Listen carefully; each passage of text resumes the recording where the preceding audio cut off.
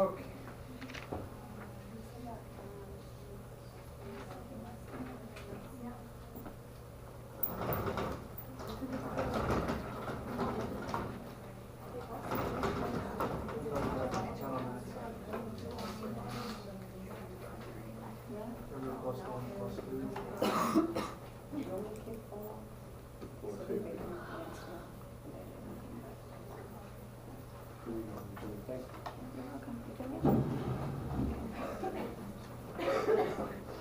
We got a one question quiz.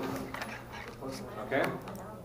So get out your piece of paper, something to write with, put your name on it. Can it be the same one? You give me the same one, yes. Did we get back the same one? I think we did, right? I gave them back, yeah. I gave them back in the lab. But it doesn't have to be the same one. Okay. So, okay. No talking. This one is not multiple choice, but if you watch the video, there are only two options, okay? So, what type of a compound would you consider and classify that? So just write, you can just write one word or something compound.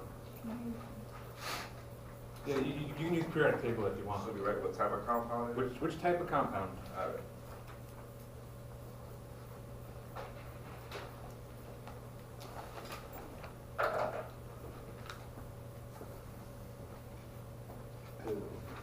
And when you're done, just pass them up.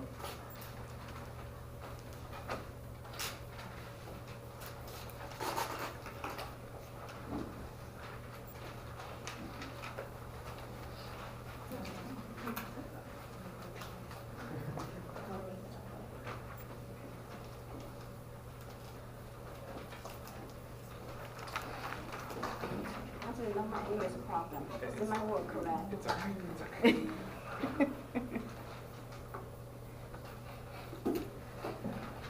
Oh, do you want me to write and see how I didn't write that.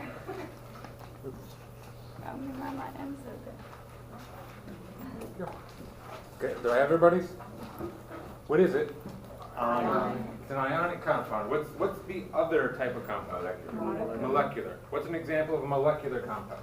H2O. No. H2O. Yeah. Right. So, what about nonmetals? Two different non-metals. Right. And so, when you looked at that, how did you know that was ionic?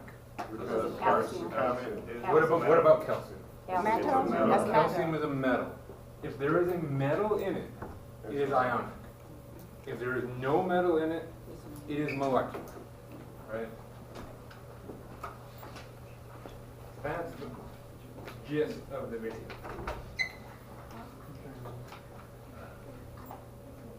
So, now that you know from the video,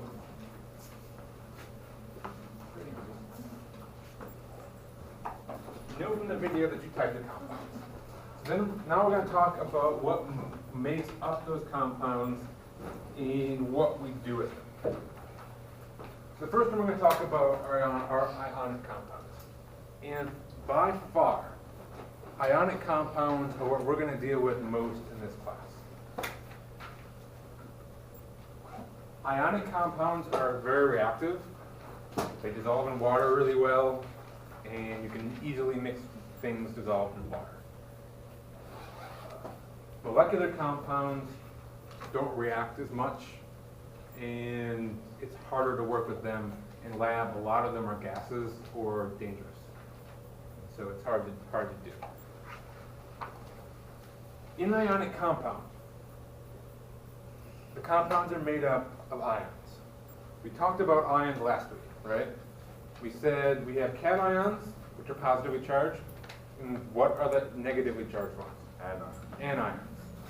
Positive cations, negative anions. But there are two different types of ions.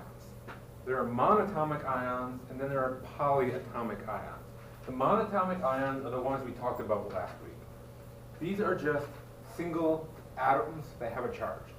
So sodium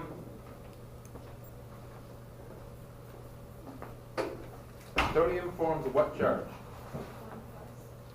1 plus. So that a sodium plus ion is a monatomic ion. What charge would a fluoride ion have? 1. It's a 1 minus. And we said that atoms gain or lose electrons because they want to get the same number of valence electrons as a noble gas, right? They want to have 8 valence electrons. The fluorine, it starts with how many valence electrons? Starts with 7, and does it gain 1, does it lose 1? It gains 1 to get 8. Lithium starts with how many valence electrons? 1. So how does it get 8 by losing 1? Actually, lithium's not good. Let's come down to sodium. Sodium starts with how many? 1. So how does it get to 8 by losing 1? 1 minus 1 is 0.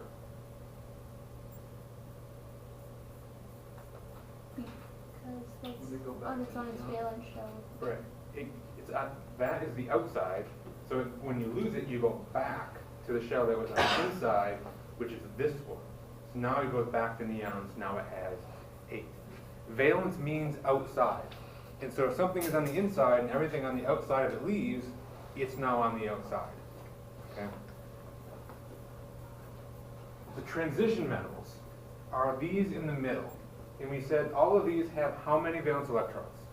2. Everything in here has 2 valence electrons. But unfortunately, a few of them are picky or difficult to deal with. Some of them are going to form multiple charges. You can't say an iron atom forms +2 charge, because not all of them do. Sometimes it forms 2, sometimes it forms 3, but we'll come to that. So these are some of the monatomic ions. These are things that we could have done last week. What I want you to do is look at those. Compare them to the name. Do you see any patterns in the naming pattern? Ion. So they all have ion in them. ID What about IDE? and the purpose. That has IDE, that has IDE, but that doesn't. What's different? The negative ones, anything that has negative, is IDE, right? So you kind of take the root of the element. So oxygen becomes oxide, nitrogen becomes nitride, chlorine, chloride, fluorine, fluoride. You cut off the end and put IDE on it. What about the positively charged ones? It's to read the Right. the So magnum, the first one. in this case, they all do end with UM, but that's just a coincidence because most elements end with UM. For the positively charged ion, you just say the element name. You don't change it.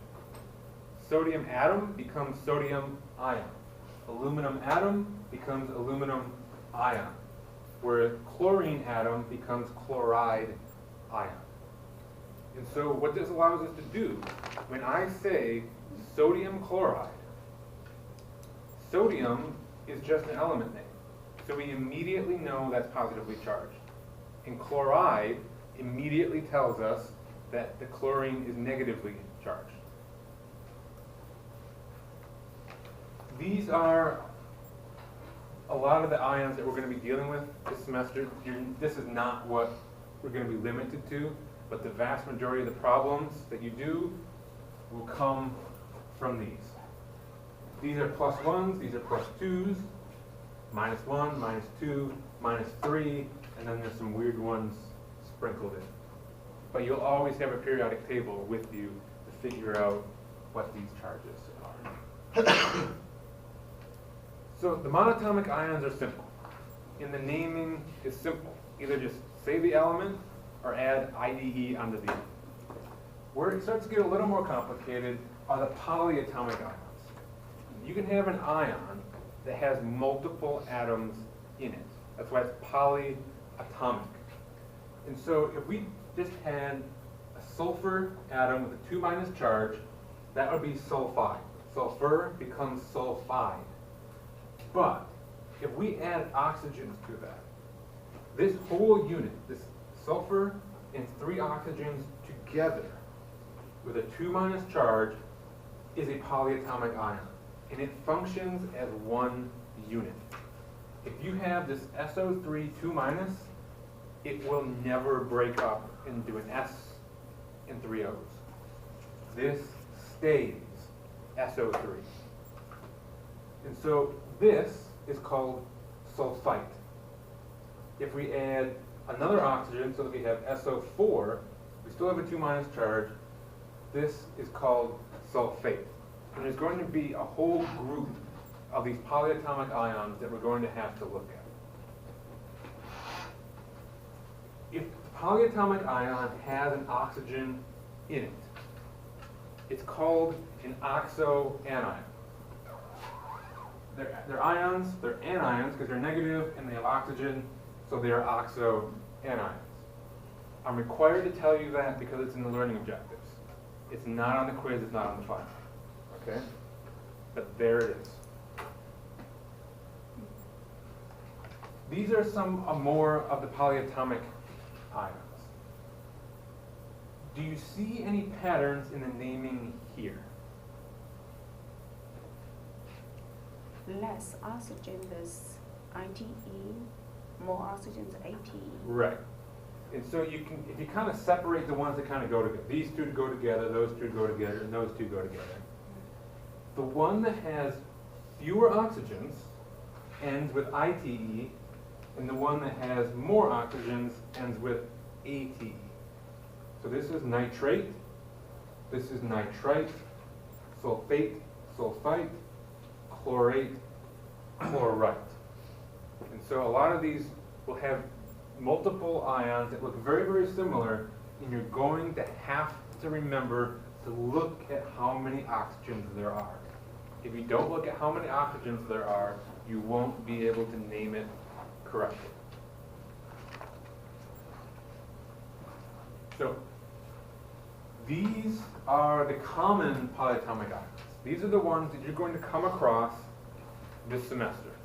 I blocked out ones that you don't even need to know exist, okay?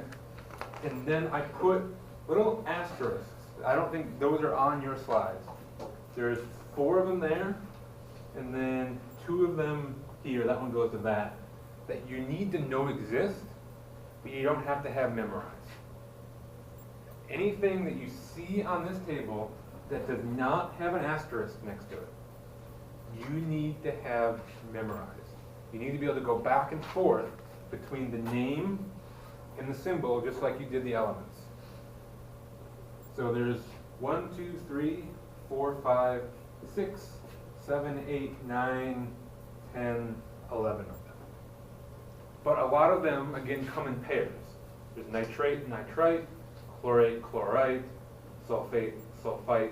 So really, if you remember one of them, and then you remember that the ites have 1 less oxygen, then you really only have to remember half of them. That's the way I do it. If, believe it or not, at this point, if you tell me or ask me the formula for nitrite, I'm going to think nitrate is NO3-, so nitrite is NO2-. I do the same thing with sulfate, sulfite, chlorate, chlorite. There's actually what's blocked out here is phosphite. So those are the ones you need to know.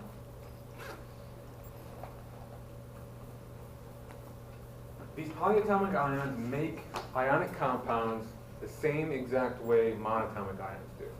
They function the same way, it's just they stay in their little unit. So this was calcium carbonate.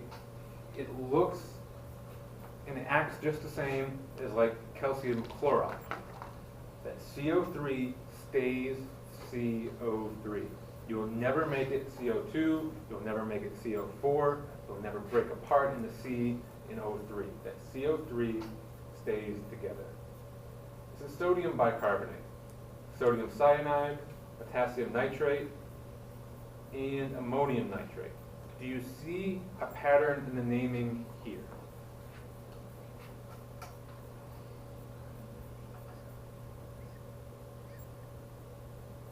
Is that end with a mate? Oxygen? I guess what I'm trying to get at is, for the positive ion, how is it named? Read the element name. So The element here, name. let's look at these four. What's the positive ion here? Calcium. What's the positive ion here? Sodium. Sodium. Potassium. When we wrote out the names, what did we name that positive ion?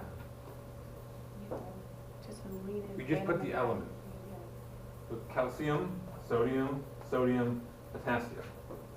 How did we name the polyatomic negative ions? Based on the number of oxygens, did we change anything? Did we change the name of the ion when we put it into the compound name? Yes. Did we? This was carbonate. It's carbonate with CO3. Here is carbonate, CO3. So you just take the polyatomic ion name and you stick it there. So for calcium carbonate, this is calcium, you write calcium. That's carbonate. If you write carbonate, so it's calcium carbonate. Sodium, sodium, bicarbonate, bicarbonate. Sodium, cyanide, sodium cyanide. So you just write it out. And then the two words next to each other become the name. The only polyatomic cation that we're going to deal with, that you will see all semester, is ammonium. It is NH4+. I think we'll come to it later on, but I'll point it out right now.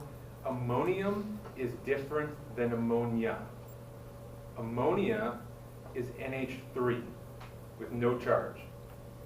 Ammonium is NH4 with a positive charge. So when we use ammonium in a compound and we're naming it, again, NH4 is ammonium, we write ammonium, NO3 is nitrate, we write nitrate.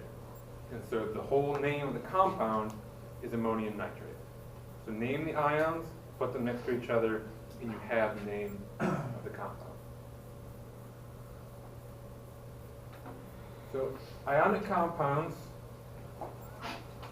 we've talked about in the video, I think, they form these crystal lattices. And so in sodium chloride, if I write NaCl, how many sodiums are in that? 1. 1. Okay, if I write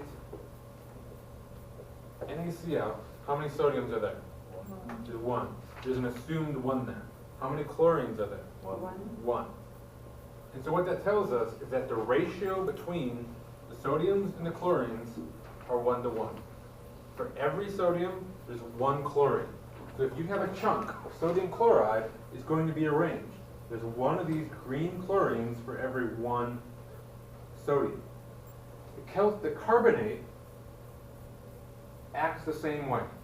It stays CO3, and here this is calcium carbonate, and so there's 1 calcium for every carbonate ion. And they just stack in there and they form a neat little pattern so that it's in the ratio that we get from the formula. So calcium carbonate is CaCO3. There is 1 calcium, and then that is the carbonate. There's 1 of those.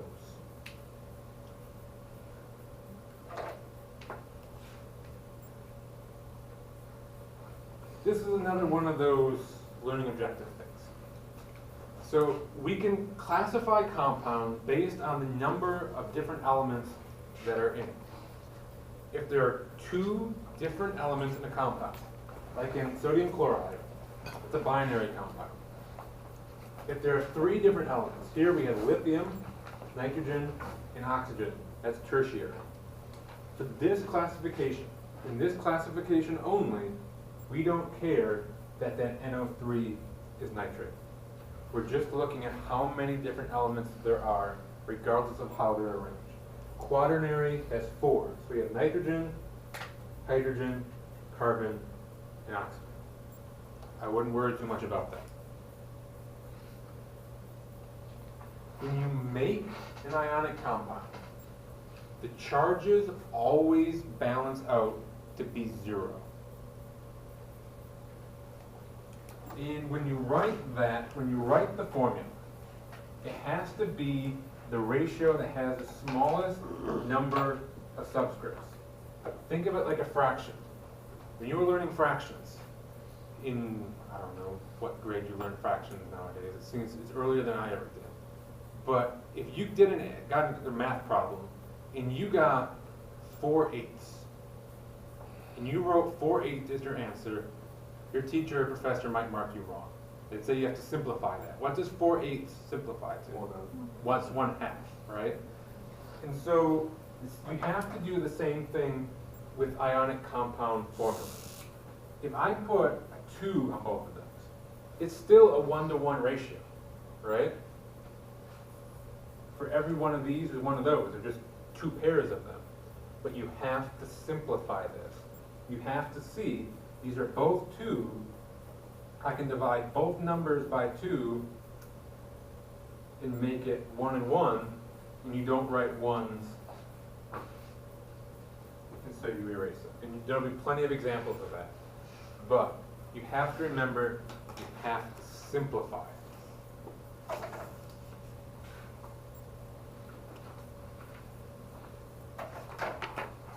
So when you write formulas for ionic compounds,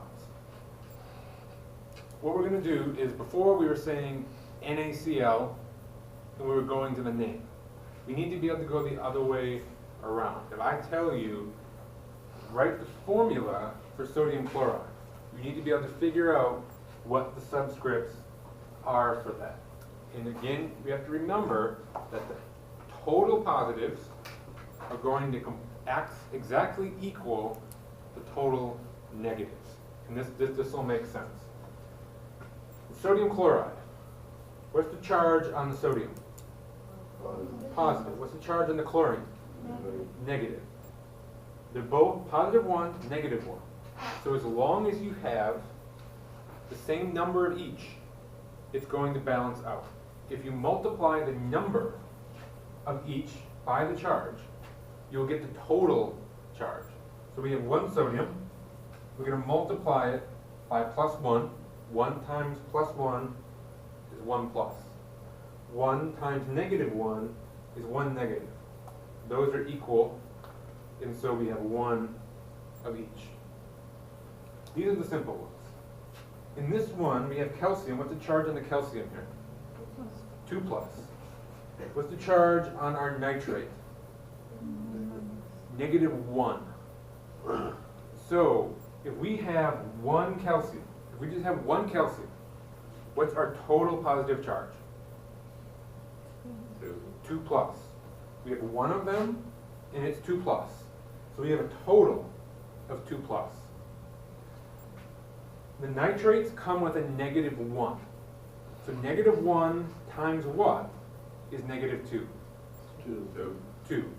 If each of them come with a -1, we need 2 of them to get to -2, so that it balances the calcium.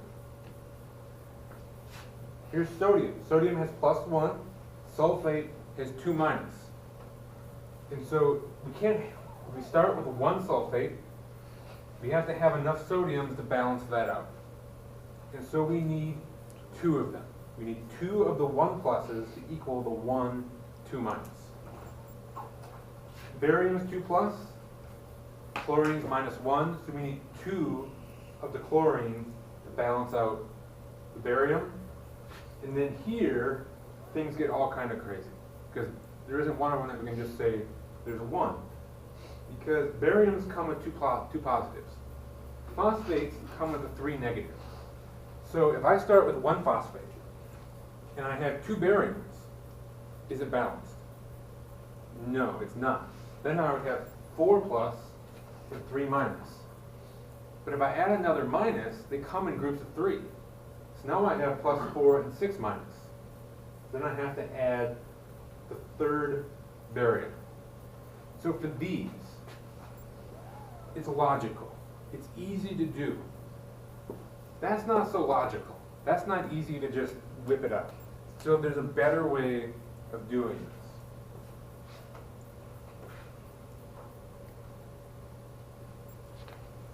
So the way you do it is we're going to take our two elements, we're going to write them out next to each other.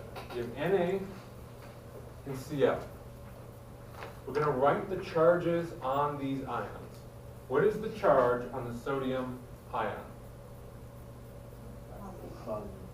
Positive 1. What's the charge on the chlorine? -1. We wrote those there. Because they're ones, they're assumed, I'm going to write these ones here. We're going to take this charge and we're going to make it the subscript on the chlorine. And we're going to take this charge and make it the subscript on the sodium. And when you do that, ignore the sign, ignore the positive or negative. So what we get, we have Na, and then that 1 comes down here. We have Na1, then we have Cl. This 1 came down there, so we have Na1, Cl1. We don't write ones, so we erase it, and we're done. We're going to take the charge on one of them and make it the subscript on the other one. And when you do that, mathematically, it will work out. So let's do it with calcium nitrate. If I have calcium, what's the charge on the calcium ion? 2. 2 what? Plus. 2 plus. And this is nitrate. What's the charge on nitrate? -1. -1. I'm going to take that 2, put it there, and that 1, move it over here. So we have calcium 1, and then I have nitrate. But we're going to have 2 nitrates. Remember, they come in units. And so when we put that 2 subscript there, we have to put the nitrate in parentheses. When I do that, and then I put that 2 there, that's saying I have 2 of these NO3 units. So again, we have a 1 here, so I erase the 1, and that calcium nitrate. Yeah. Quick question. The subscript for the nitrate, you see how it's negative and how we moved it over to calcium? Why doesn't the calcium have the negative charge from the subscript? When you take it over, you can just ignore that. The subscript tells you how many there are. You can't have negative of something. And so taking this and moving it over is just a trick. You're not actually taking that -1 and putting it there. It's just leading you in the right direction. It's going to do this logic for you, basically. So, do another one. Sodium sulfate. Sodium plus, SO4, 2 minus. That goes there. That goes there. Na2SO4. Because that 1 came over, we don't have to write it, so we don't have to put the SO4 in parentheses. But if it makes you more comfortable to always put those polyatomic ions in parentheses so that you don't forget and separate it apart, if you put them in parentheses, it's going to help you keep them together. Do it. I won't mark it wrong. Okay? If you wanted to do that, do it. Okay? Let's do this last barium phosphate, the one that was the hardest one. Somebody want to come up and do it? No? Thank you. Sorry.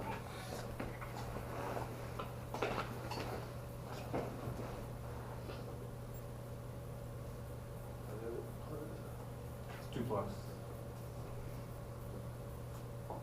And it's PO4 3 minus.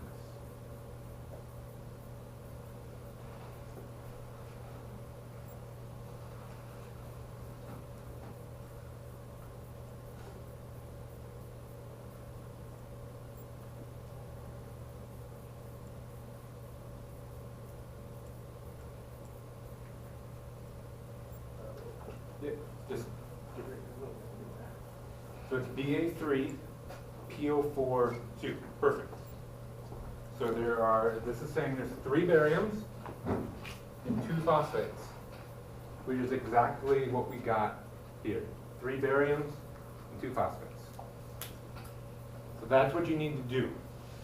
Take the charges, make them the subscript on the other one. The only trick you have to remember when you do that is if you can, you have to simplify. Let's do another example where we see that. What's the charge on a calcium ion? 2 plus. What's the charge on an oxygen or an oxide ion? Oxygen is there. 2 minus. We have oxygen 2 minus.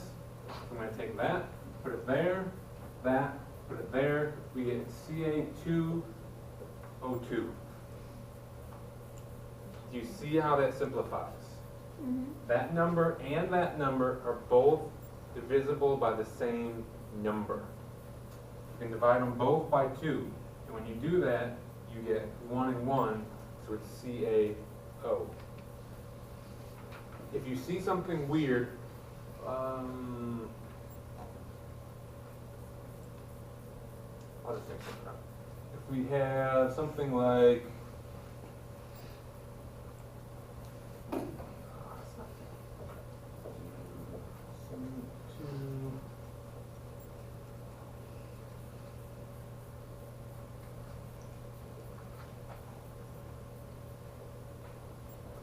you see how that simplifies? With Na4O2, they're both divisible by 2 again. So you have to divide them both by 2, when you end up with Na2O, because there's the 1 there. So don't forget, when you get to the end, don't forget to simplify. It's kind of like your sig fig thing. Don't go through all the hard work, get to the end, and then forget to do the easy part. So, what is the formula for the compound made from the calcium ion and the nitride ion? But first, what's the formula for the calcium ion? Ca2 plus. Ca2 plus. And what's the nitride ion? The trick this looks very similar to something else we just talked about, but it has IDE. What does the IDE tell us about what this is? It tells us it's a monatomic ion, not one of the polyatomics. So it is just nitrogen turned into an ion. And so if it's nitrogen, what charge does nitrogen form? Negative what? 3. It's here, that's negative 3, negative 2, negative 1. And so if those are my 2 ions, what is my formula going to be? Try to get to the point where you can swap these in your head. Ca3N2. Ca3N2. That's your formula.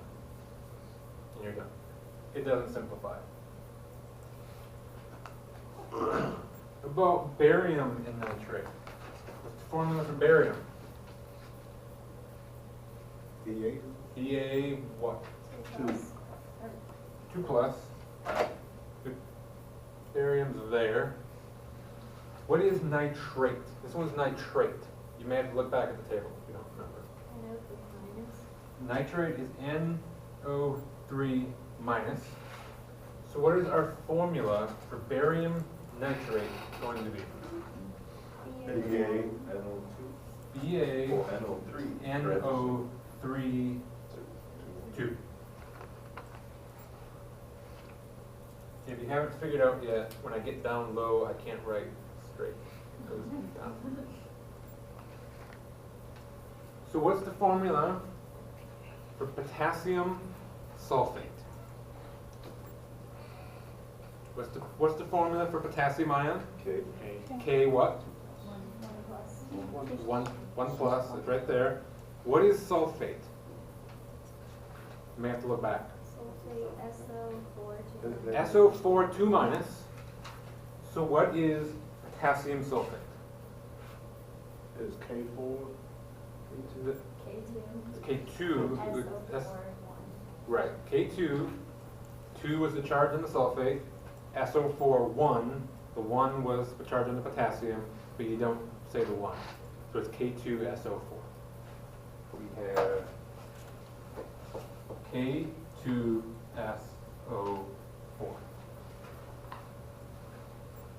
Yeah. But you said if we write it, like if I write parentheses with the 1, you're not going to count off for that, right? No. It's according to the chemistry king, wherever they live, it's wrong. But unfortunately, I'm not the chemistry king. And I don't believe there's something where you write this out like this on the final. Actually, I think we talked about this when we went over the syllabus. There are two parts to the final. The written portion, I'm not allowed to grade. One of the other professors grades. But there isn't something written naming like this that somebody else will grade. If you're writing it, I'll grade it, and I won't grade it wrong. Here are more, okay? This is practice. You're gonna get to the homework and you're going to say, is he crazy, okay? Believe it or not, this is a lot less than the first semester I did this, okay? It's a lot of work, but people get naming wrong the entire semester, and for the rest of the semester, we deal with compounds. And so if you get naming wrong the rest of the semester, you're going to get everything wrong the rest of the semester. So you need to get this done, okay? So, what's the formula that for the compound you get from calcium ion and fluoride ion? CaF2. That has a positive 2 charge, that goes on the F. F has a 1 charge, it goes on the Ca. Ca1F2. Aluminum and oxide. I'm not sure we've used aluminum yet. What charge does aluminum make? 3. 3 what? Positive. 3 plus. Can you explain that? Yeah. So we can just go by groups. Plus 1, plus 2, plus 3. This one can do plus 4 or minus 4, but we won't use these as ions. Okay, everybody got whiplash when I said that. Looking over here. We won't make ions with this column. So then this is minus 1, minus 2, minus 3. So that is how you can remember it just based on looking up here. But why does aluminum make a positive 3 ion? Why is it 3? Right. If it wants to get to a noble gas, if it goes backwards, it has to go 1, 2, 3. If it goes forward, it has to go 1, 2, 3, 4, 5. So it's easier for it to go backwards. It's easier for it to lose 3 and end up at neon than to gain 5 and end up at argon. Does that make sense? So if aluminum is plus 3, what's oxide? 2. 2 minus. So what is aluminum oxide? Al2O3. Al2O3. 2, 3. We won't do all of them. Here's the hard one. E is the hardest one. So let's do that one. What is ammonium? NH4. NH4 what? Plus. What is phosphate? PO4. PO4 what? 3 negative. 3 negative. So what is ammonium phosphate? going to be? In H4, parentheses 3, PO4, NH4, we're gonna NH4, this parentheses 3 is gonna go on it, so we have to put that in parentheses. 3. Now we can put PO4, and that 1 is gonna go over here. So that's done, but if you want to, you can do that.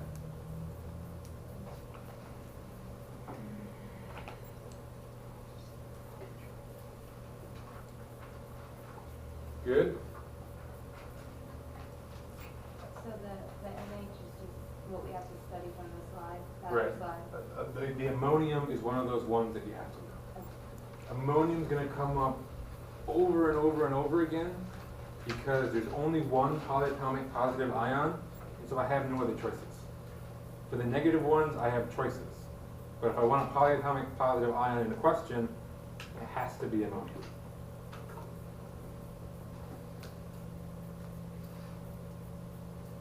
So, did you have those written there? So if you didn't, you might want to write down the answer to the ones we didn't do.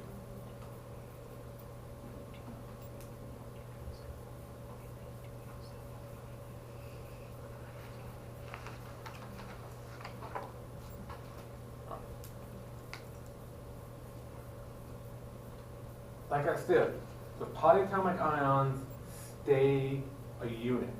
That's why we put these in parentheses. In the video, we talked about what happens when we dissolve ionic compounds. They break apart into their ions. If we put sodium chloride in the water, we get sodium and chloride, and the AQ, the state symbol, like solid, liquid, or gas, is also aqueous, meaning dissolved in water.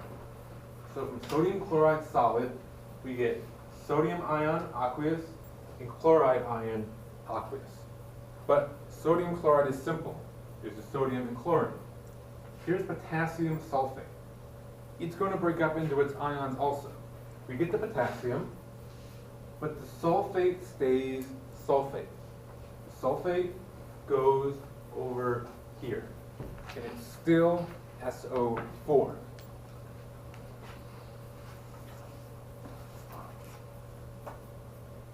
Does anybody see something wrong up there?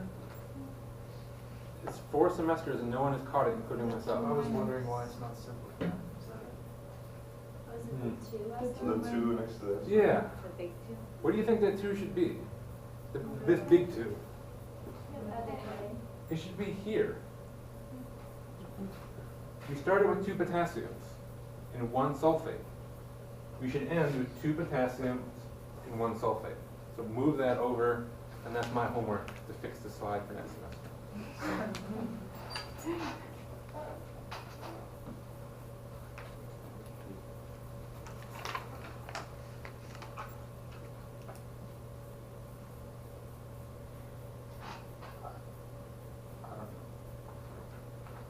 I'm gonna skip that one.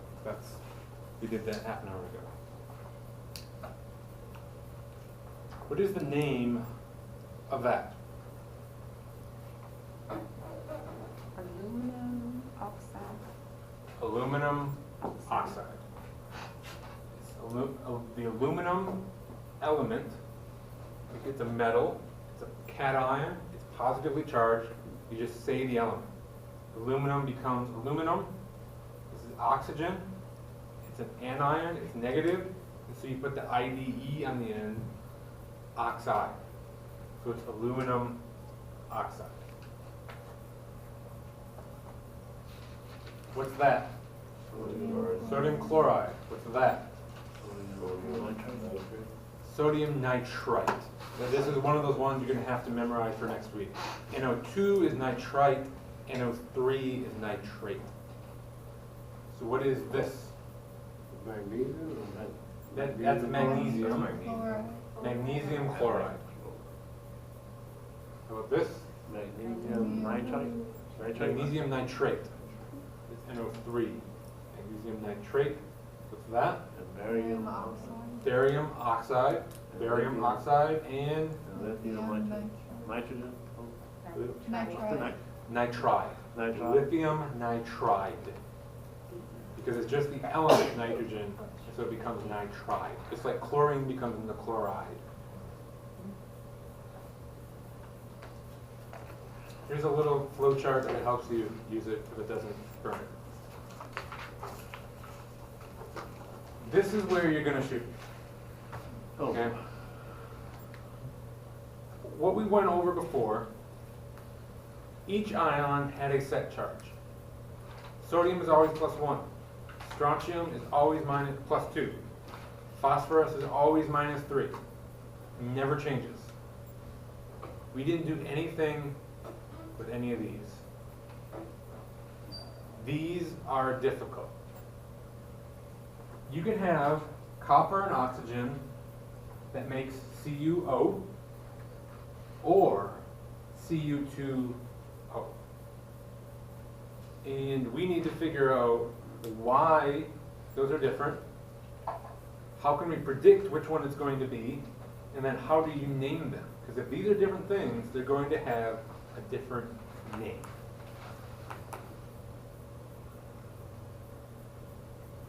There are multiple elements that do weird things, okay? For the quizzes in the final exam, 2 you need to worry about are the iron and the copper, okay? This also shows tin. I think cobalt does the same thing. I think tungsten does the same thing. But you're not going to have to be sitting at your desk worrying about that, okay? So iron and copper are the 2 you need to worry about. Iron can form a +2 or a +3. Copper can form +1 or +2. Between the copper and the iron, which charge is possible for both? Is what? You have +2 and +3, +1, +2. +2 is an option for both of them. Everything to you, everything in the middle here, all of these transition metals, if they are not iron and not copper, they form +2. Okay? The only exceptions are going to be iron and copper. So, if I asked you about ruthenium, +2. Or gold, +2. I'm going to have to go back on my word. Sorry. There is one other weird one. Silver. Silver. Silver is a very common element. We're going to use silver in the lab multiple times, so I need to include silver on that list. Silver, at least always forms +1. There's no 1 or 2. Silver is always 1. So you've got silver is always +1, iron can be 2 or 3, copper can be 1 or 2. And so when we write the names of them, we put in little parentheses with Roman numeral what the charge on that atom or ion is. And this is going to make total sense when I say this. But when you go home and you do this, you're going to use these Roman numerals incorrectly. Okay? If we go back and we look at that, what is the charge on the copper in that compound? 1. What is the charge on that copper? How can you figure that out? 2. Why is it 2? You said copper, and if it's not copper or iron, then it doesn't count. Oxygen. Oxygen. Oxygen is 2, right? And so remember we swapped them, right? So the subscript here used to be the charge here. But that's a 1, right? But we just said oxygen is 2. So what's going on? We simplify. If copper was 2+ and oxygen was 2-, we're going to get, we get Cu2+, oxygen 2-. We're going to get Cu2O2, which simplifies to CuO. And so, the Cu2O, what is the charge on that copper? 1. If you go backwards, if you have Cu2O, this comes back up here, this number, which is a 1, comes up here. And so you started copper 1 plus. And so, if you write the name of this, what is the name of that? Copper, what? Copper 2, because the charge on that copper in here, we said was 2. So it was 2. So it's copper 2 oxide. What half of you are going to do for the rest of the semester, including on the final exam, is you're going to say that is copper 2 oxide. That's not how you do it. The Roman numeral does not apply to the subscript. It applies to the charge on it. Okay? In the exact question of where you're going to get it wrong are these two. CuO and Cu2O. You're going to say that's copper 1 oxide, copper 2 oxide. But it's actually the other way around. That's copper 2 oxide, copper 1 oxide. Don't get it wrong. I warned you, you're going to get it wrong. So when you get it wrong, it's on you. Yeah.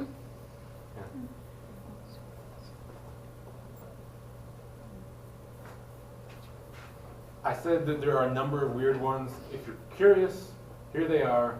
But to you, iron, copper, silver.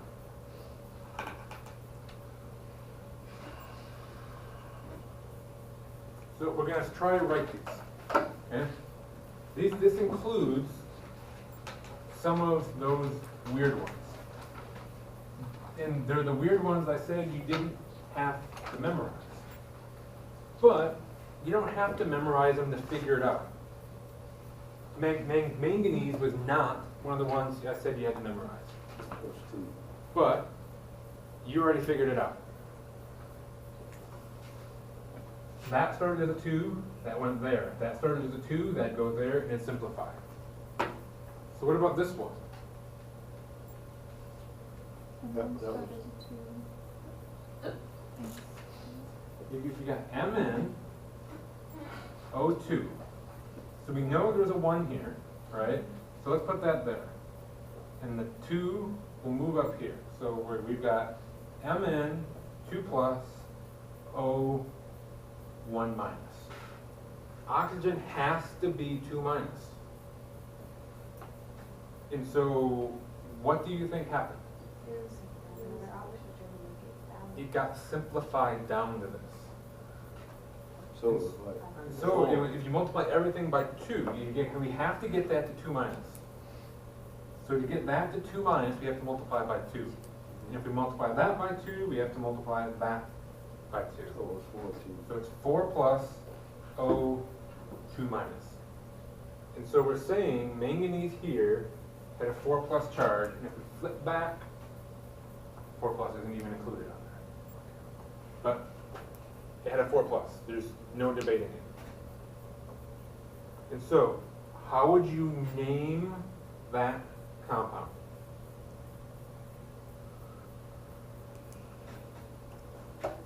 Manganese oxide? Manganese what? 4. 4 oxide.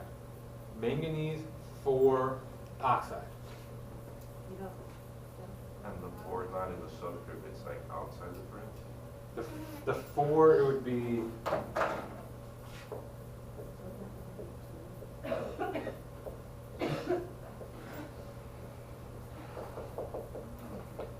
manganese 4 oxide. If you don't know your Roman numerals, just write a 4. You don't simplify anything though? No? There's nothing to simplify in the name. It was simplified here, which is what made it tricky, because we had to unsimplify it to figure out what the charge started as. Oh, But charge is not so. this is harder than you will have to do in a quiz. You may see something that's hard on homework, but not as hard on a quiz. Yeah. For the first one, would it be manganese and aluminum or two? Yes, it'd be manganese to oxide. This one's a copper, so that's one of your key ones. So this one you gotta be able to do on a quiz.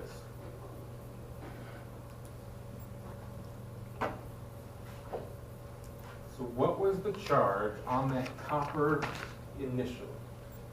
You haven't memorized polyatomics yet. It's either. So this is sulfate. What was the charge on that sulfate? 2 minus. SO4 2 minus. You've got copper over here. So it'd be like 2 plus? It'd be 2 plus. If it's 1 and 1, just 2 ones that we didn't write here, that means the charges on them have to be equal. An SO4 charge is written in stone. It can't be anything other than that. So the copper has to be 2 plus to balance it out. And so what is the name of that compound? Copper 2 sulfate. Copper 2 sulfate. Not copper 1 sulfate.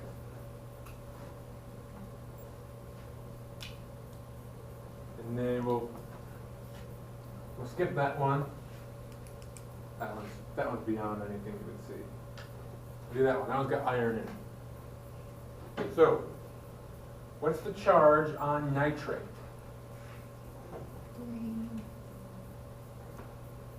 3. Ignoring the fact that there are 3 of them. It had to be 1. Just nitrate. 1 minus 1. Right. So we have NO3. That is minus 1. But there are 3 of them. So I had to be 3 plus 1. Right. And so what he just did, he said, if there are 3 of them and each one of them is minus 1, we have a total of minus 3. But then we have this iron over here. We only have 1 of them. It says right here we only have 1 of them. And it has to cancel out a minus 3. So it has to be 3 plus. There's nothing else it can be to cancel out that. So what would you name that compound? Iron 3. Nitrate. Iron 3 nitrate.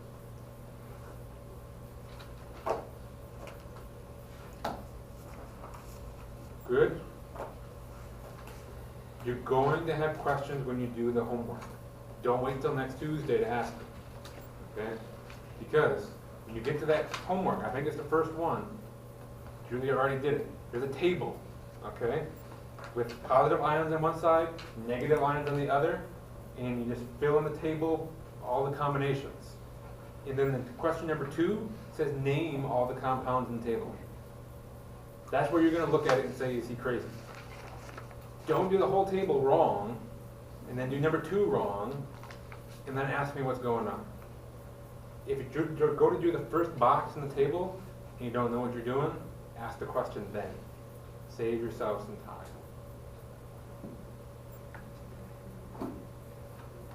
And we didn't do that one, so if you want to write down the answer so you could look at it later. So, what number is that? 6.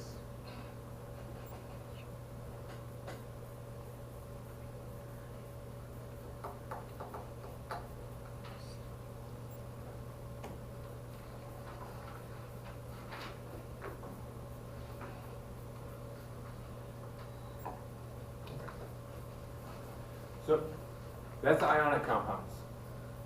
We're going to move to molecular compounds. These are a whole heck of a lot easier. Okay? Believe me, they're easier. Molecular compounds, you can have combinations of the same element, but in different ratios. You can have CO, you know what that's called? It's carbon oxide. Well, let's go here. What is CO2? Carbon dioxide. So what do you think CO is? Carbon monoxide.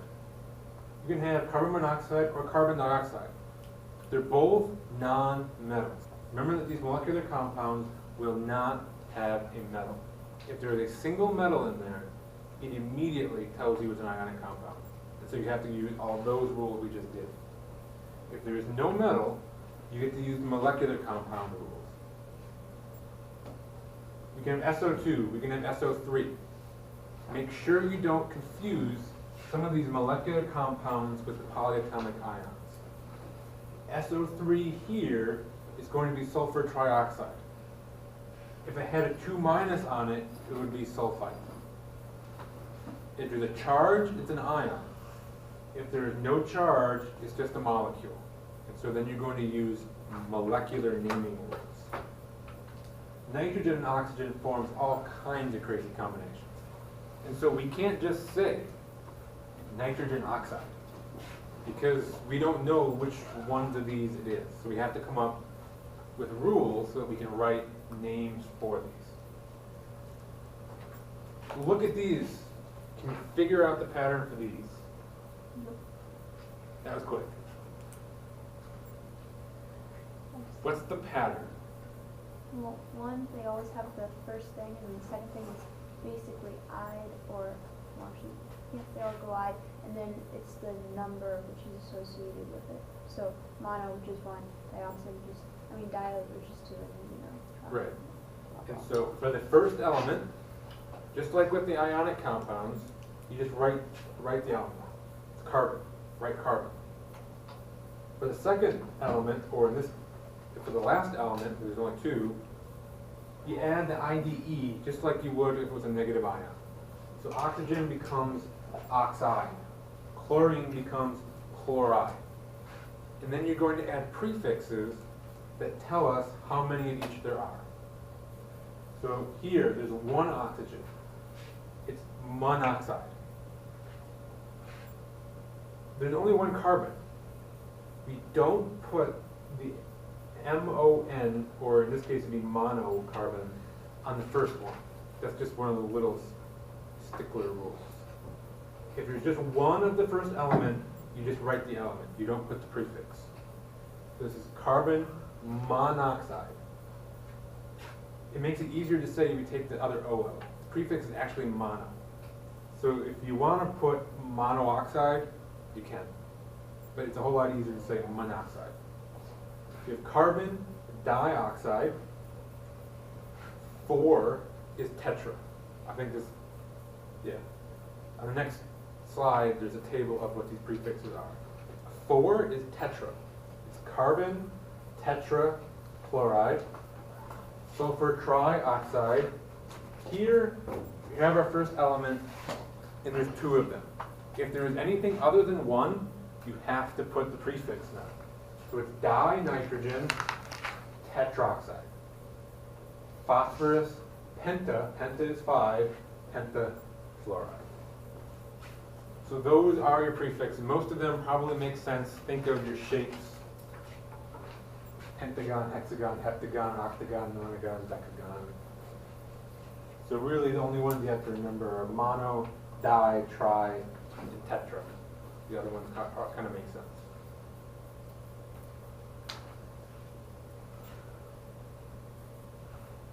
So what is the name of that compound?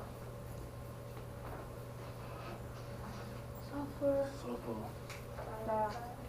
Sulfur dioxide. Done. What's that? Nitrogen. Nitrogen Trifluoride. trifluoride. Done. So this Tetra, Tetraphos. tetra phosphorus, Deca? No, not Deca. Deca. decoxide. You can say decaoxide if you want. Decoxide is easier to say. So just put the prefixes on them. Easier, right?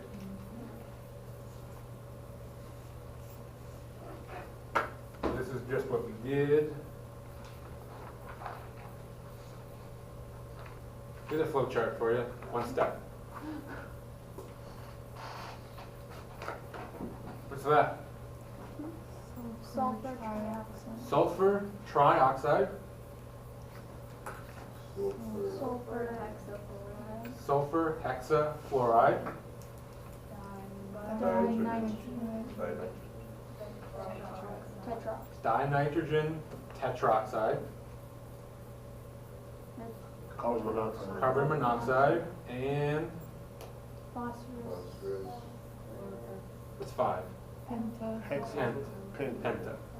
Phosphorus pentachloride. So those you can whip right through. Okay. I will warn you, okay? On the homework, I think it's the last question. People get halfway through this homework and say, this is crazy. I'm going to Google it all. Okay? I'm not going to tell you how I know you Google things, but there are ways that I can tell when you're Googling things. Okay? I'll give you a hint. None of you are British, so don't spell elements like you're British. Okay?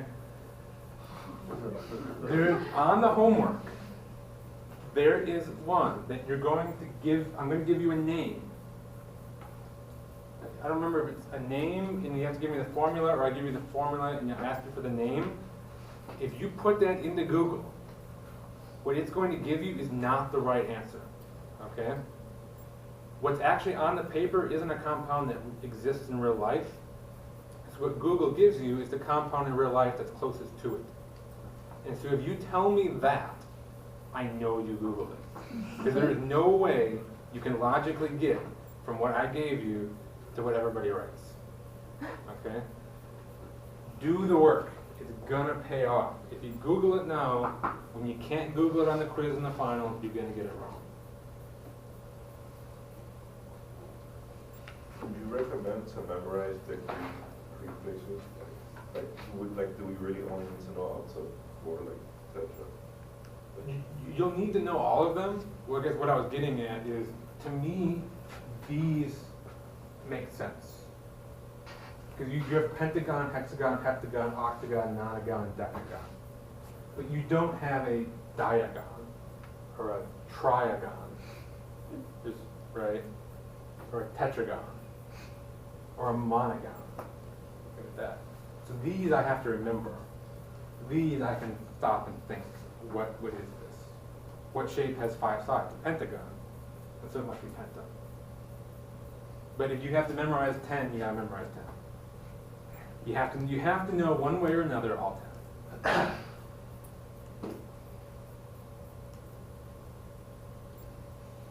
Okay. And then the last 3 are compounds that have common names. There are 3 of them, you just gotta memorize them. But one of them you already got done. Water. Okay? If you were going to name water based on our rules that we just talked about, how would you name it? Dihydrogen monoxide. Dihydrogen monoxide. But it's water. Okay? If there's a final exam question that says, what is the common name of H2O, you are required in this class to know that H2O is water. Okay? Has Same anyone thing. ever actually written it out? It's not on the final. I'm just wondering. But it's in the learning objectives. So you have to know. Okay? Don't let me down. Ammonia. I said ammonia is NH3.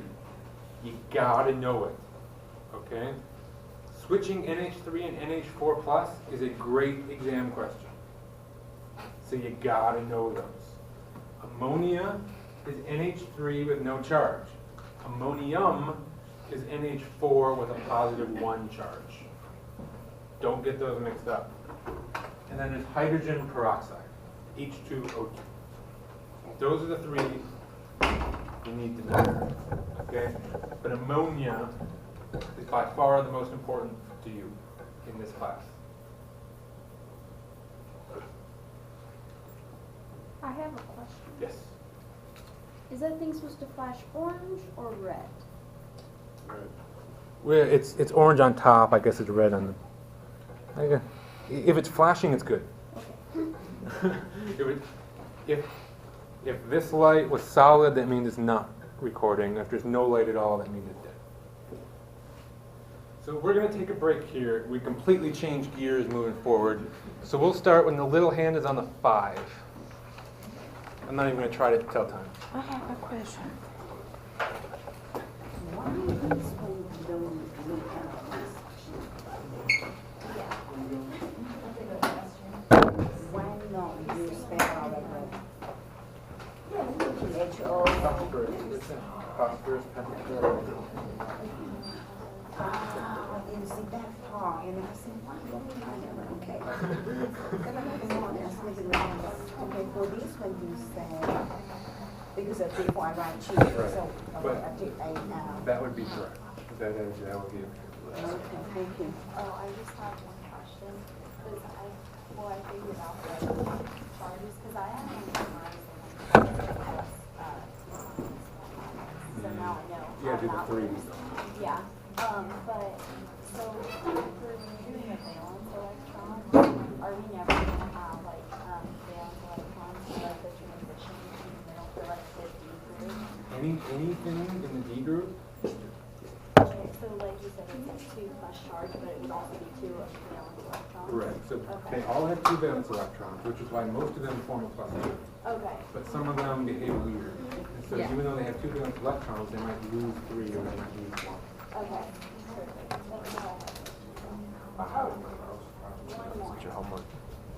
So for this, I always forget when I calculate it to change it first. So I calculate it like that. Is that okay if I just change decimal like 10?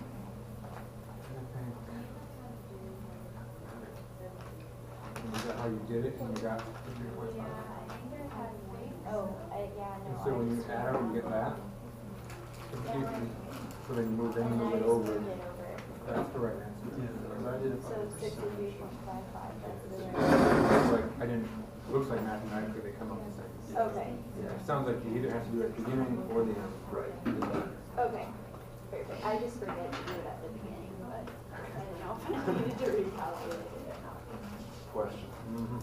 I wanted to ask you about place for you. Like, either wants to know how you can, we only automatically classify whether it's a positive or negative. Got another group, the couples. Certain groups always form the same. So that group only forms the positive line. Right. So we've got I know the groups and everything. That's not fun. plus 1, plus 2, plus 3, and then minus 1, minus 2, minus 3. Also, the noble gases don't count. Right. They don't do anything. Because big things form ions become noble gases. I see. So it goes 1, 2, 3, negative 3. Negative 1. Oh, negative. Because it's one step away from the I see. negative 1. So negative 1, negative 2, negative. Right. And then this, in reality, it can go either way, it can be plus 4 or minus 4, but we'll never make those. So don't worry about it. Okay, and what about for the transition lines? Unless, So I remember you were unless talking about it. it's not copper, not iron, and not silver, then it's plus 2. If it's silver, it's plus 1, iron can be plus 2 or 3, copper can be 1 or 2.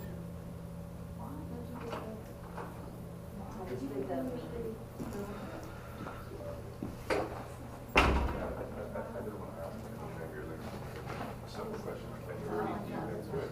And it's, You probably should be, because if you didn't know that, you would have lost slides.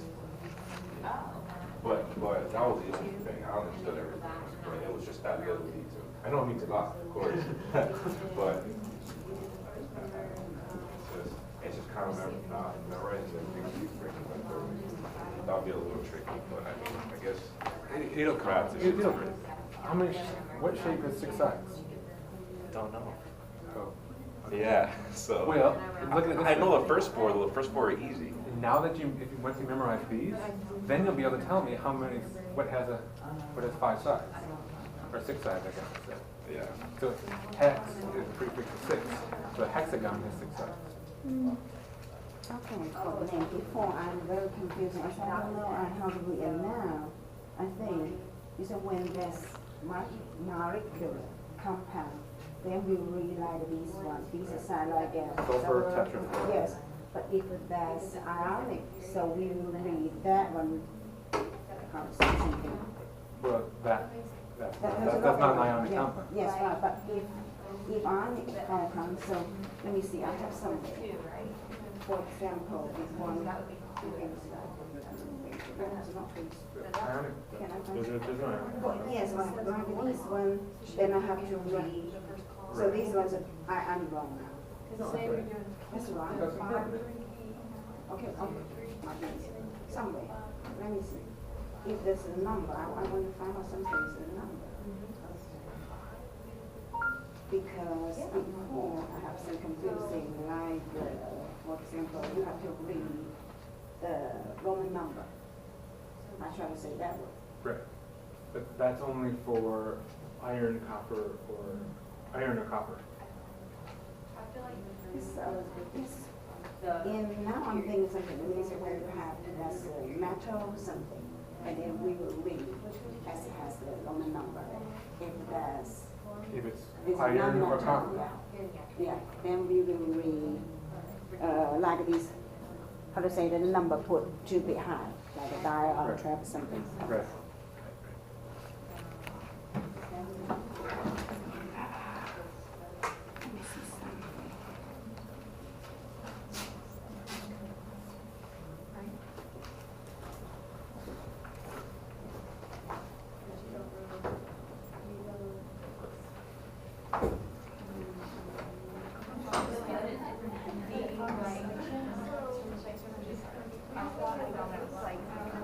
Watch the camera. Yeah.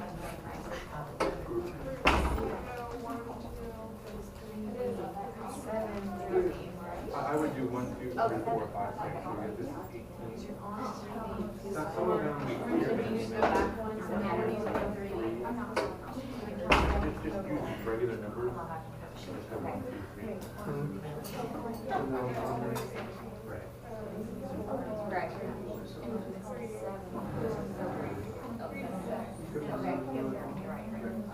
2, 3, 4, 5, 6, 7. But when you do the D's, the one number behind.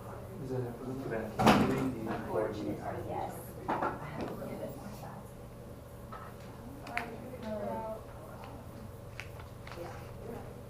So this is, the K is 1, 2, 3, 4. This is 4S.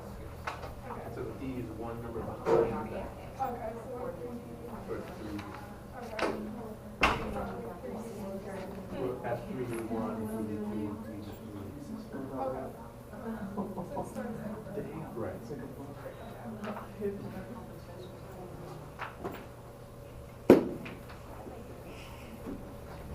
Excuse me, is this has some kind of certain name for this one? Before I thought I need to read out. It's an ion, so it has just a name. So that's the name there. So that's new homework? Yeah. Have a look at it?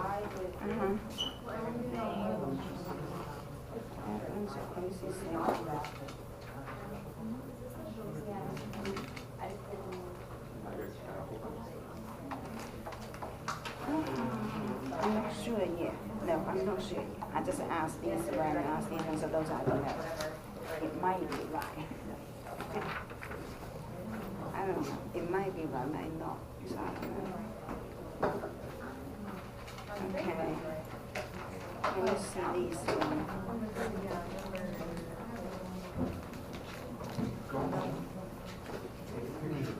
The whole thing, this right here, that'll get it in on time, but then you have to bring the card. It's okay.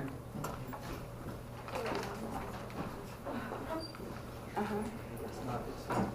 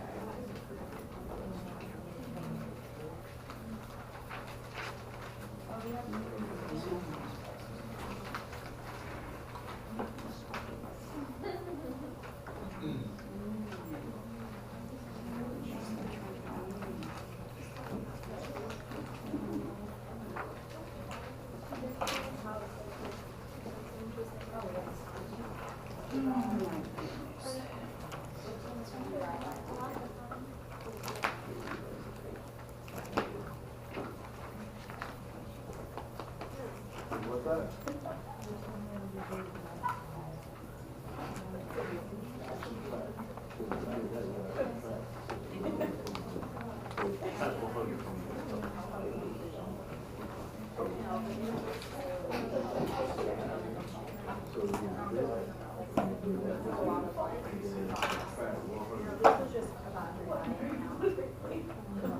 So she come up like 30 something.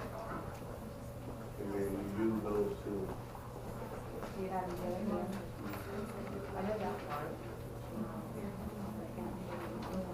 So for the first two, it should be like.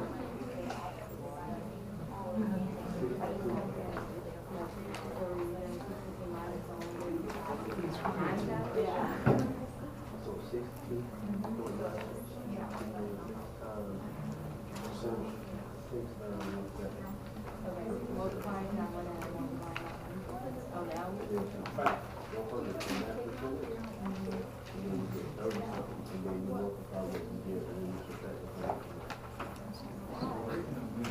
I have a protest.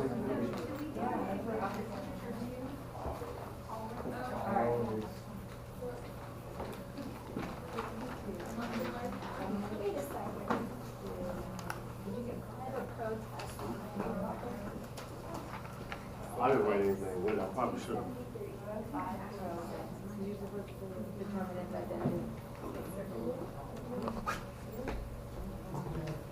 That's what I thought too.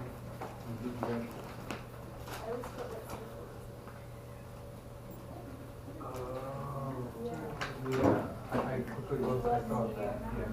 So, circle with your thing, make sure that put back to my.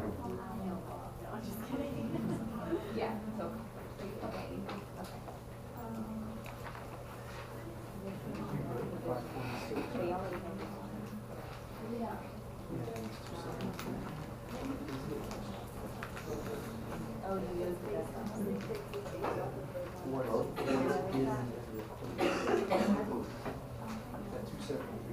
Trying to budget something.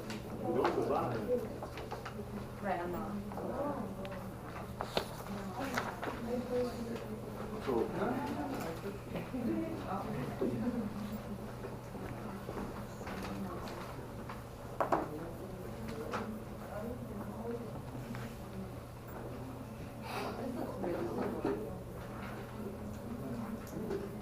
all you do is take. That's what's it. I got 60.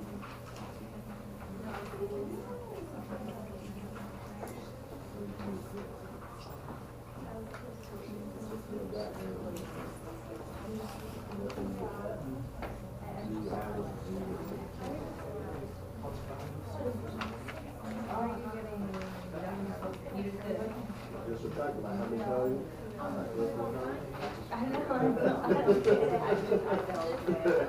Thank you. You say to put it back in? Yeah. Everything done. It's done out 100%. So you'll have that left over with 3 for 18 done like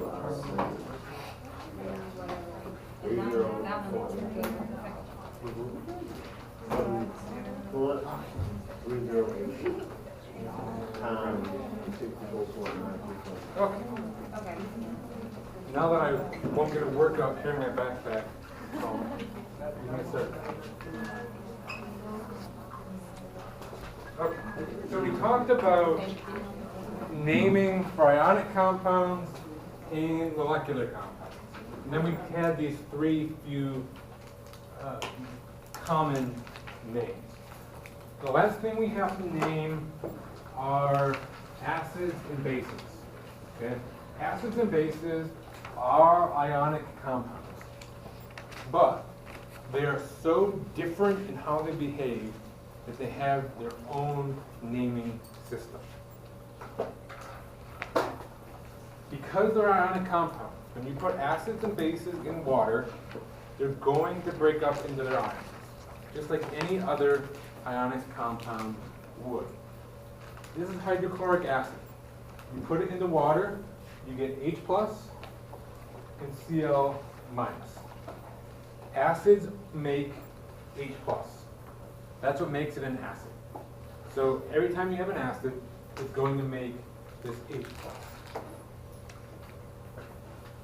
H plus does not like to exist on its own in water. So it latches on to a water. And so if we take H2O and to it we add an H plus, what do we get? How many H's do we have now? 3. How many oxygens do we have? 1. And what's our total charge? Add that charge to that charge. 0 plus 1 is plus 1. You get H3O plus. This is an idea we're going to come back to big time late in the semester. This is not an idea you have to worry about at this point. But if you start doing things online or in your textbook and you see H3O plus, just know that's what it is. You can think of H3O plus exactly the same as H plus. Okay? This is called the hydronium ion. Bases, when you put them with an acid, will react with it and they form water. An acid-base reaction always forms water. And again, we'll deal with the reactions themselves a lot later on.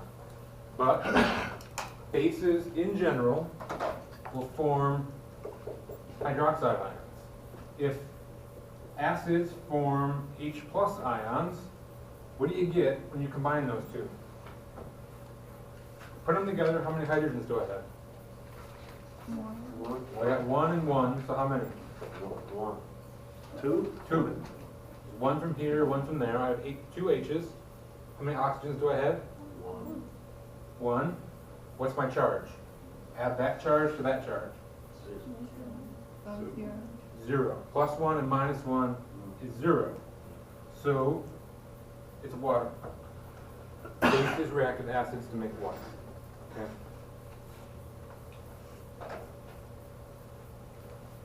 The prototypical base, the one that everybody uses as a model, is going to be sodium hydroxide. OH minus is the hydroxide ion. That's on that table you need to know for next week.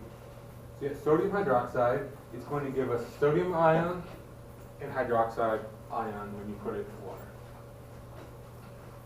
So if we have HCl, gas, this is not in water, this is HCl, how would you name that? What would you name HCl? Hydrogen chloride. Hydrogen chloride. Right, following the names we just learned, that would be hydrogen chloride. When you put it in the water, it breaks up in the Cl minus, and then the H plus is going to form H3O plus with the water. So think of it as making Cl minus and H plus. When it's in water, we're going to call it an acid.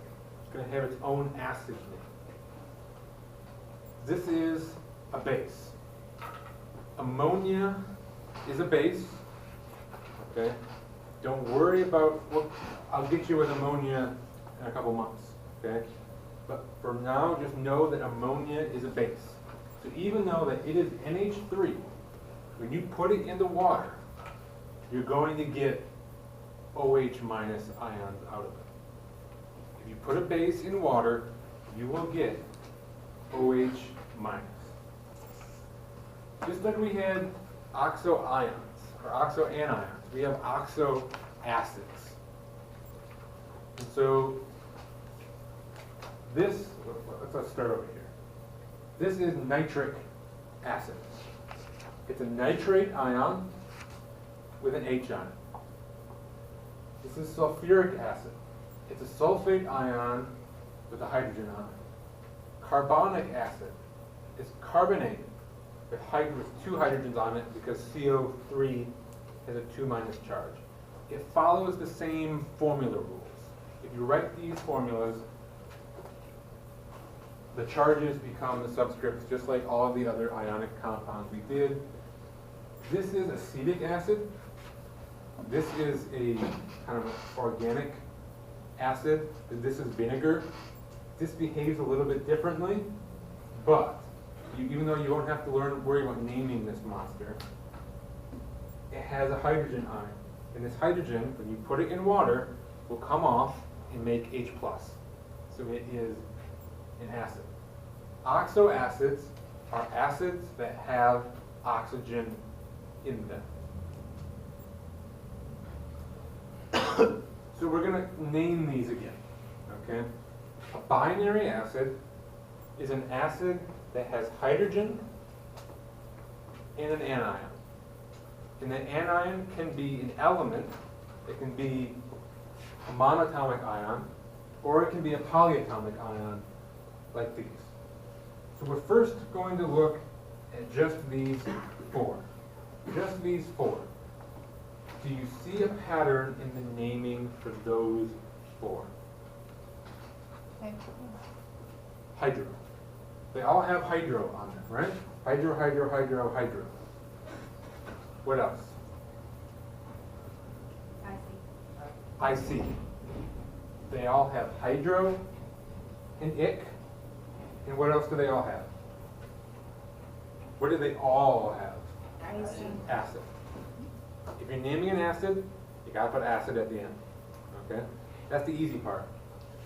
So if you have hydrogen with an element, hydrogen with any element, it's going to be hydro, element, ic, acid. Hydrofluoric acid, hydrochloric acid, hydroiodic acid, hydrosulfuric acid. Those are the easy ones. So what is HBr? Bromine, Hydrobromic bromic. acid. Hydrobromic acid. Okay. The way I remember this is I remember hydrochloric acid. Hydrochloric acid we use all the time in lab. Okay? Hydrochloric acid. Use that as a model for all of these other ones. If you have HF, hydrofluoric acid. Okay? So if you don't want to remember the rules, remember one of them and then figure out the rules based on that every time you use it. Where it gets trickier is when we have polyatomic anions. You have carbonic acid, nitric acid, sulfuric acid, sulfurous acid. We have to find some pattern in these. Okay? And so what I'm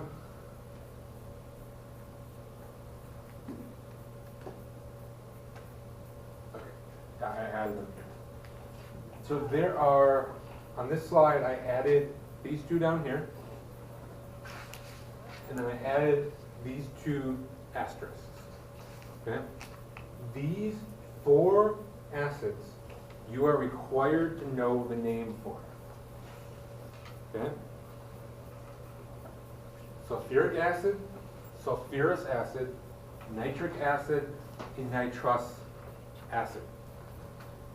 But there's a trick here that will allow you to just memorize 2 of them, but actually know all 4. Do you see a pattern between sulfuric and sulfurous and nitric and nitrous? The smaller one is less and the bigger one is What's smaller? the last number. The last number, the number of oxygens. What ion is SO4? Do you remember? SO4 is sulfate. What is SO3? Sulfite. What is NO3? Nitrate. NO2? Nitrite. We said the one that has the more oxygens is the 8 and the one that has fewer oxygens is the ite. With our acids, the one that has more oxygens is an ic. The one that has fewer oxygens is an us. Ic, us.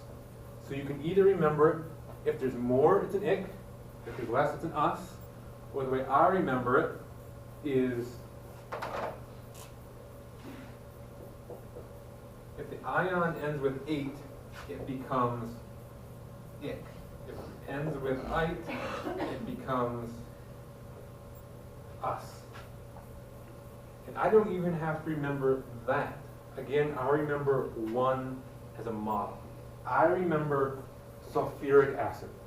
I remember that sulfuric acid is H2SO4. I just know that. But then I stop and think. H2SO4 has SO4, which is sulfate. And so that tells me the rule is, if it's an 8, it's an ic. And the other option is us. So the other one must be an us. So you can remember this however you want. If you want to just memorize all 4, you can do that. You can remember that the one that has more is an ic, or you can do it my way and remember that the 8s become ics, and so the ites become us's.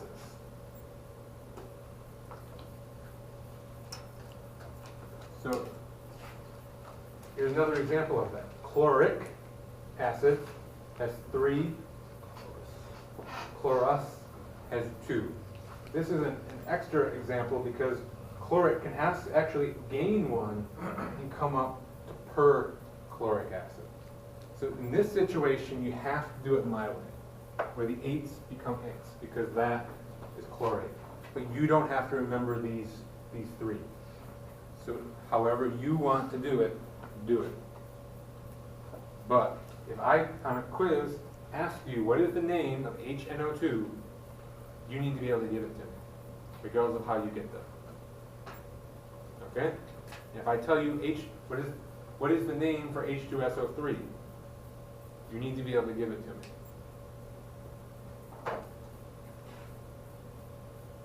There's on the flow chart if those help you.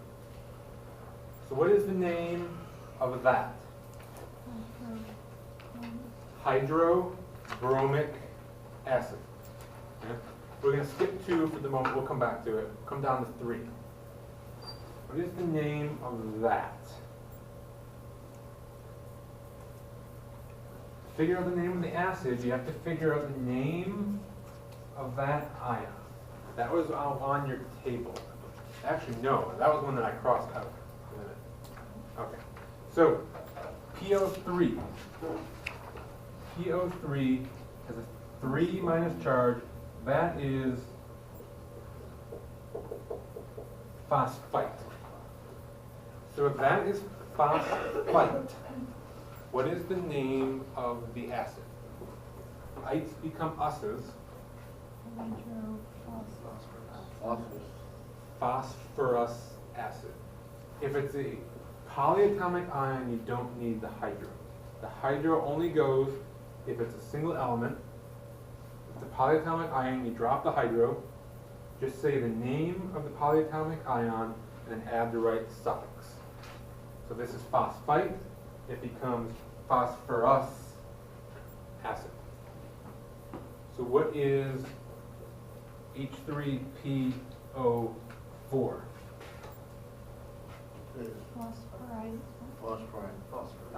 Phosphoric. This is phosphate, and so this is phosphoric acid. Or if you knew that that is phosphorus acid, this just has 1 more oxygen, so it goes from us up to ic. This, SeO4, is selenite.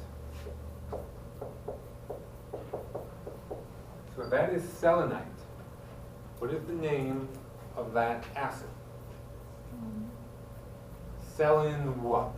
Selenic or selenus?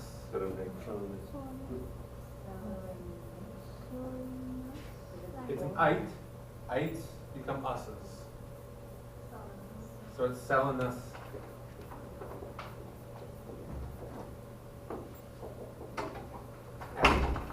selenous acid. That's a weird one you'll never see again the rest of your life.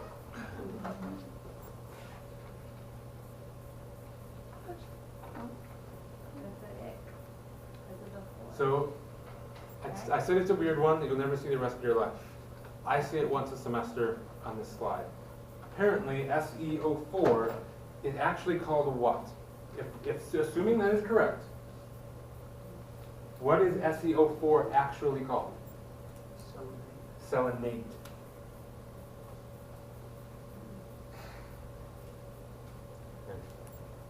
But, for you, quiz, final exam, sulfuric, sulfurous, nitric, nitrous.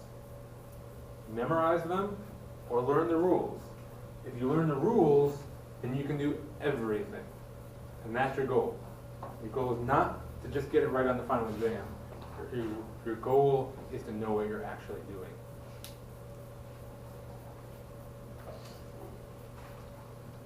So what's the name of that? Hydrochloric acid. What's the name of that? It's a polyatomic ion, so there's no hydrogen. Nitric acid. Nitric acid. That's nitrate. Nitrate becomes nitric acid. If that's nitric acid, what is that? Nitrous acid. And what is that? That ion is what? Sulfate. Sulfate. Sulfate. And so the acid is what? Sulfuric acid.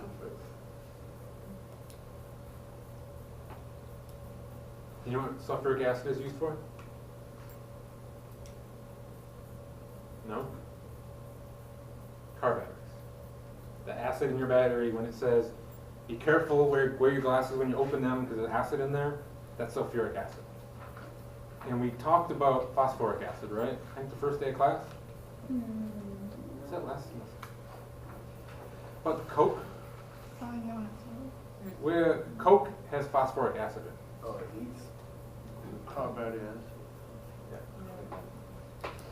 So Coke has phosphoric acid, batteries have sulfuric acid. Okay, the last thing, there's just one or two slides, right? This is it. Okay. The last thing you gotta do is calculating molecular weight.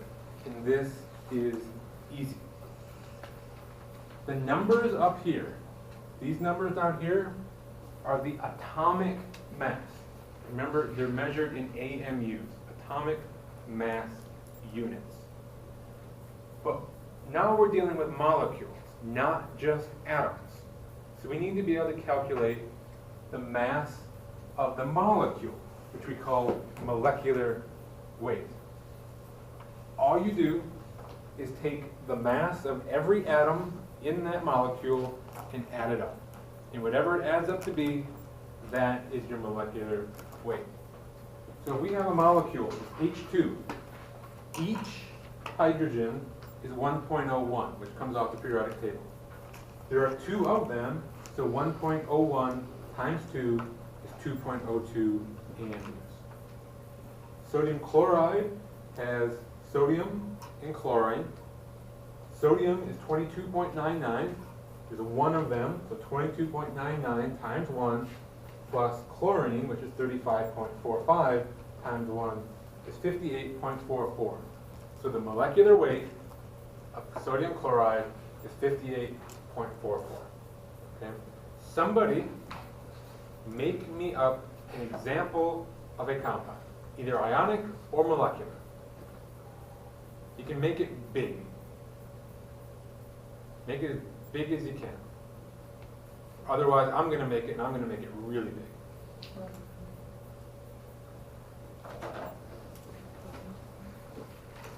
Okay.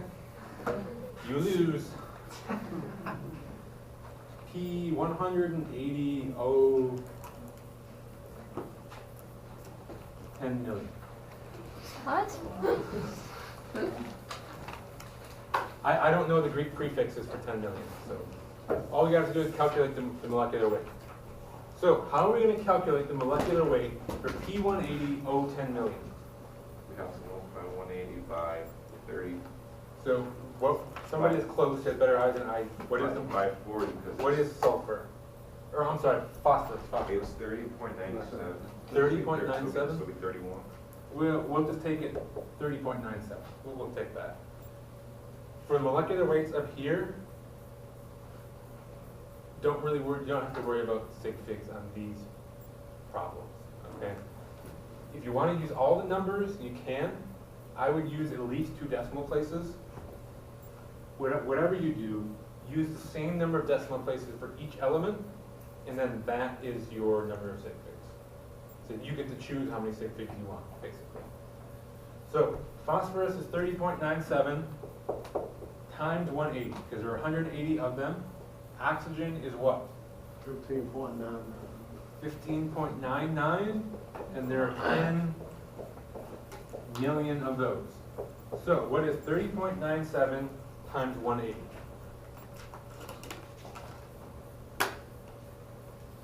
Oh, it's 5,574.60. And then what is 15.99 times 10 million?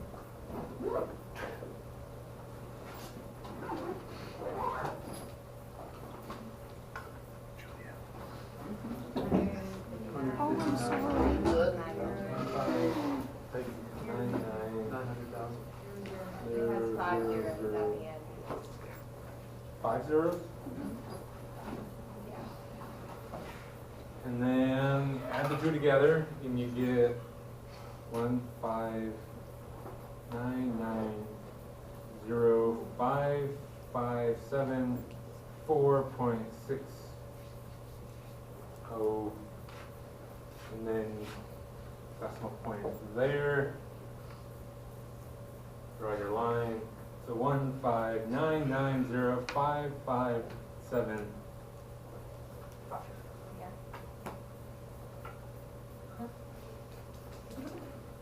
The math is no more, the numbers are bigger, so it's a little more difficult, but the math is not any harder than if it was P2O2, right? You just plug in the numbers and do it. It's not hard. Does this make sense? Okay. So let's go over the homework from last week.